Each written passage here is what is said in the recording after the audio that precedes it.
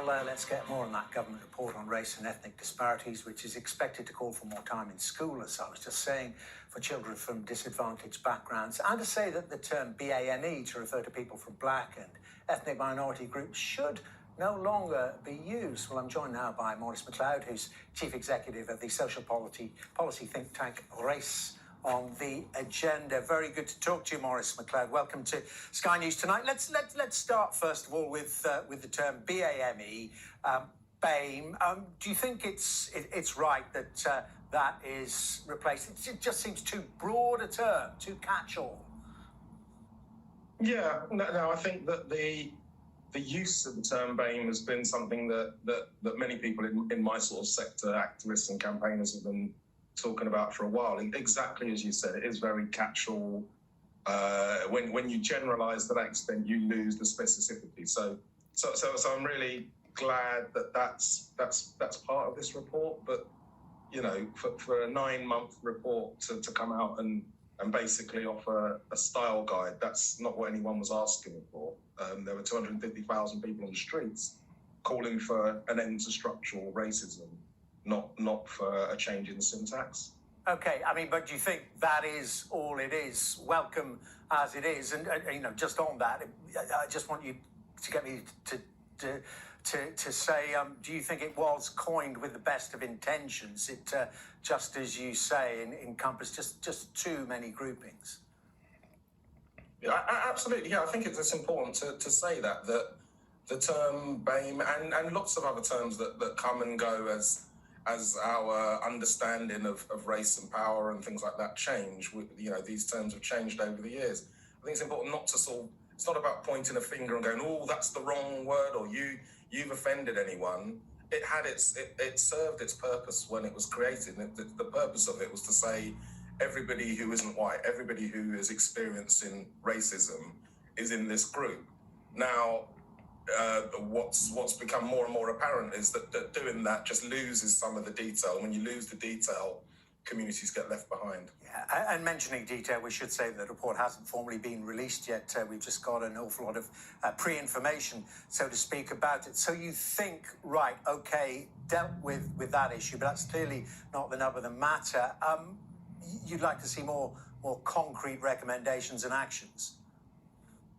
Yeah, I'm really hopeful. I've been really hopeful that this report, let's say 9 months is a long time to be thinking about what you're going to do. I really hope that it does have some actual tools for unpicking structural racism, but the stuff that we're seeing and that the press releases are suggesting that actually the argument's going to be arguing that structural racism doesn't exist and that it's all, you know, in the minds of black communities or something like that. We've just gone through COVID. People weren't dying because of their perceptions. They were dying because of how they've been expected to live and how they were protected. So I think it's really important that this report actually has some concrete tools for tackling racism. Well, isn't one of the keys of them education?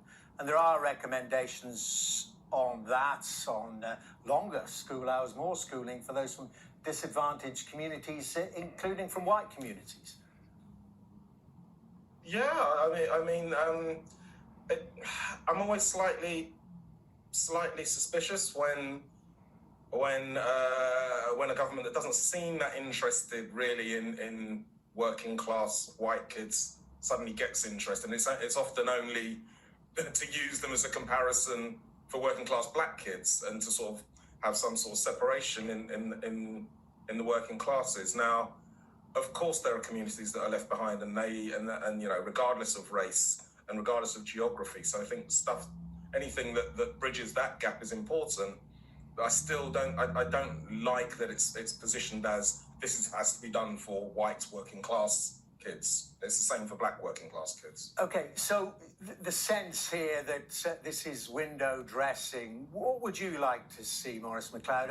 A root and branch investigation, reorganisation of the fundamental structures of society? Yeah, I'm afraid that is what it needs. That's when we talk about structural racism, that's what you need to do to fix it.